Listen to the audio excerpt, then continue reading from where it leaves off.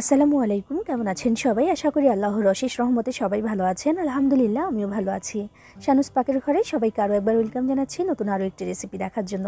আজকে আমি আপনাদের সাথে শেয়ার করব কাঁচা আমের বার্মিজ আচার। আর এই বার্মিজ আচারটা কিন্তু খেতে অসাধারণ হয়, বানিয়ে নেওয়া একেবারে সহজ। তেল ছাড়া এই আচারটা কিন্তু বানিয়ে নেওয়া হয়, কোনো তেলের ব্যবহার করতে হয় না। অল্প কিছু উপকরণে ঝটপট করে বানিয়ে নেওয়া যায় এবং এইভাবে বানিয়ে এটা 1 বছর পর্যন্ত সংরক্ষণ করেও রেখে খাওয়া যায়। তো চলুন আজকে এটা আমি কীভাবে বানিয়েছি দেখে নেওয়া যাক। আর আপনি আমার ভিডিওতে একটা লাইক করে চ্যানেলটি সাবস্ক্রাইব করে পাশেই থাকবেন আশা করছি। এখানে আমি নিয়েছি 1 কেজি পরিমাণে কাঁচা আম। আমগুলোর খোসা ছাড়িয়ে নিতে হবে এবং ছাড়িয়ে নেওয়ার পরে এগুলোকে কেটে নিতে হবে একটু চিকন চিকন করে। তো আমি খোসাটাকে ছাড়িয়ে নিচ্ছি। আচারটা কিন্তু বানিয়ে নেওয়া একেবারেই সহজ, খুব বেশি সময়েরও কিন্তু প্রয়োজন হয় না, অল্প সময়ে এটা বানিয়ে নেওয়া যায়। তো এই যে এরকম চিকন করে আমি আমগুলোকে কেটে নিয়েছি, একেবারে খুব বেশি চিকন করিনি, তাতে করে কিন্তু আবার গলে যাবে বানানোর সময়। এই যে এমন করে এটাকে কেটে নিতে হবে। তো এগুলোকে ভালো মতো ধুয়ে পানিটাকে ঝরিয়ে একটা সুতি কাপড় দিয়ে আমি মুছে নিয়েছি, যেন কোনো রকম পানি না থাকে। পানি থাকলে কিন্তু বেশি দিন পর্যন্ত সংরক্ষণ করে রাখা যায় না, নষ্ট হয়ে যাবে। তো এরপরে আমি একটা মিক্সিং বোলের মধ্যে নিয়ে এখানে দিয়ে দিলাম 1 কাপের থেকে একটু বেশি পরিমাণে চিনি। 1 কাপ দিয়েছি আর 2 টেবিল চামচ পরিমাণে দিয়েছি। তো চিনিটা দিয়ে দেওয়ার পরে দিয়ে দিচ্ছি 1 টেবিল চামচ পরিমাণে ভিনেগার। আর এই ভিনেগারটা দেওয়ার কারণে কিন্তু এই আচারটা দীর্ঘদিন পর্যন্ত ভালো থাকবে, সহজে নষ্ট হবে না। এবার ভালো মতো মিশিয়ে দিতে হবে চিনিটার সাথে আমটাকে। মিশিয়ে দেওয়ার পরে 1 ঘন্টার জন্য ঢাকনা দিয়ে ঢেকে রেখে দিতে হবে। এই 1 ঘন্টার মধ্যে কিন্তু চিনিটা আমের সাথে ভালো করে মিশে গিয়ে গলে যাবে চিনিটা, এবং গলে যাওয়ার ফলে এই চিনির যে মিষ্টির ভাবটা আছে সেটা কিন্তু আমের মধ্যে ঢুকে যাবে এবং টক যে ভাবটা সেটা একটু কেটে যাবে, আর টেস্টি হবে বানানোর পরে। তো সেজন্য ভালো মতো আগে মিশিয়ে নিচ্ছি আমি। আমটা মিশিয়ে নেওয়া হয়ে গেলে এবার ঢাকনা দিয়ে ঢেকে আমি রেখে দিচ্ছি 1 ঘন্টার জন্য।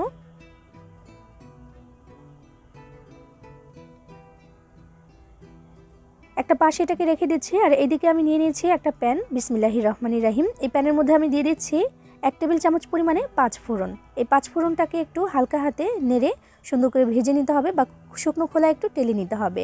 চুলার আঁচটা একদম কমিয়ে দিয়ে তারপর আমি অনবরত নাড়াচাড়া করে 2 থেকে 3 মিনিট সময় নিয়ে এটাকে একটু টেলে নিচ্ছি। টেলে নেওয়া হয়ে গেলে এই যে 5 ফোড়নটা এটাকে আমি আধ ভাঙা করে নেব। পুরোপুরিভাবে গুঁড়ো আমি করব না, আধ ভাঙাভাবে এটাকে আমি গুঁড়ো করে নেব। চাইলে আস্তেও ব্যবহার করতে পারেন, তবে একটু গুঁড়ো করে নিলে কিন্তু ফ্লেভারটা একটু বেশি ভালো আসবে।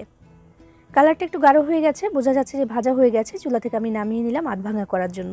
আর এদিকে 1 ঘন্টা আমি আমটাকে ভিজিয়ে রেখেছিলাম চিনির সাথে। তো চিনিটা কিন্তু গলে গেছে, তার মানে এই চিনির যে মিষ্টি ভাবটা সেটা কিন্তু এই আমের মধ্যে অনেকটাই ঢুকে গেছে। তো এবার আমি আচারটা বানানোর জন্য চলে যাব। বিসমিল্লাহির রহমানির রহিম। চুলায় একটা প্যান বসিয়ে তার মধ্যে আমি এই চিনির পানি সমেত আমটাকে ঢেলে দিলাম।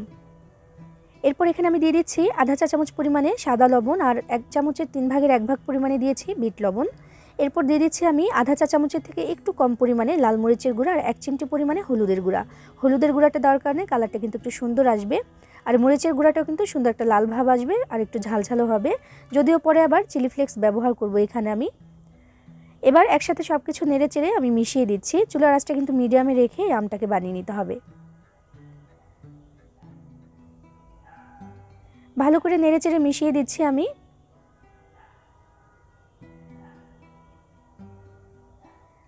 চিনির পানিটাতে কিন্তু বলক চলে এসেছে। চুলার আঁচটা কিন্তু কোনো মতেই বাড়িয়ে দেওয়া যাবে না, একটু কমিয়ে রেখে কিন্তু আচারটা বানিয়ে নিতে হবে।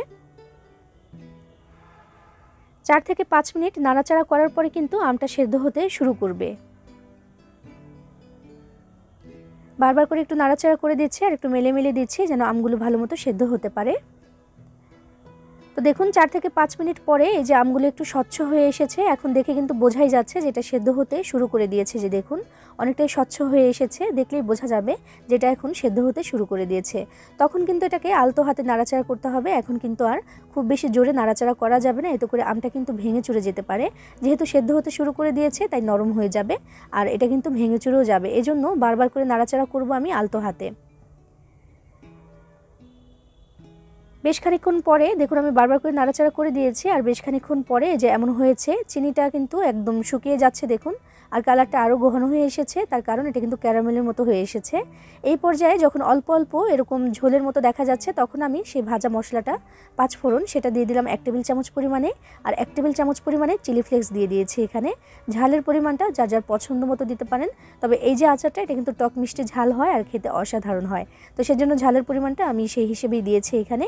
দিয়ে একটু আলতো হাতে নেড়েচেড়ে এগুলোকে মিশিয়ে দিচ্ছি। আর চুলার আঁচটা কিন্তু এখন মিডিয়াম টু লো হিটে রেখেছি, নইলে কিন্তু একদম কটকটির মতো শক্ত হয়ে যাবে। এই জন্য চুলার আঁচটা এখন একটু কমিয়ে দিয়ে আলতো হাতে নেড়েচেড়ে আমি একটু মশলাটার সাথে একটু মাখা মাখা করে দিচ্ছি। আর এই পর্যায়ে এসে কিন্তু মাশাআল্লাহ খুব সুন্দর একটা সুঘ্রাণ বের হয়েছে। যেহেতু আমি পাঁচফোড়ন দিয়েছি এখানে, তাই এই ঘ্রাণটাও কিন্তু অনেকটা মিষ্টি একটা ঘ্রাণ বের হয়েছে। চিনিটা যেহেতু একটু ক্যারামেলের মতো হয়ে এসেছে, তো সেজন্য কিন্তু ঘ্রাণটাও অনেক সুন্দর আর কালারটাও খুবই সুন্দর এসে গেছে দেখুন। পাঁচফোড়নটা দেওয়ার পরে কিন্তু আমি আর মিনিট 2 কেটে রেখেছিলাম, চুলার আঁচটাকে বন্ধ করে দিলাম। দেওয়ার পরে দেখুন একটা আমও কিন্তু গলে যায়নি, তবে প্রপার সেদ্ধ হয়েছে আর আচারের জন্য যেমনটা হওয়া উচিত তেমনটাই কিন্তু হয়ে গেছে। চুলা থেকে নামিয়ে ঠান্ডা করে আমি এটাকে পরিবেশন করে দিলাম। দেখুন দেখতে কতটা লোভনীয় লাগছে কাঁচা আমের এই বার্মিজ আচার। এভাবে কিন্তু আপনিও চাইলে বানিয়ে 1 বছরের জন্য সংরক্ষণ করে রেখে দিতে পারেন। সেক্ষেত্রে কোনো কাচের জার বা বয়ামের মধ্যে ভরে রেখে দিবেন, 1 বছর পর্যন্ত কিন্তু ভালো থাকবে। বানিয়ে খেয়ে দেখবেন ভালো লাগবে ইনশাআল্লাহ। সবাই ভালো থাকবেন, সবার জন্য সবাই দোয়া করবেন।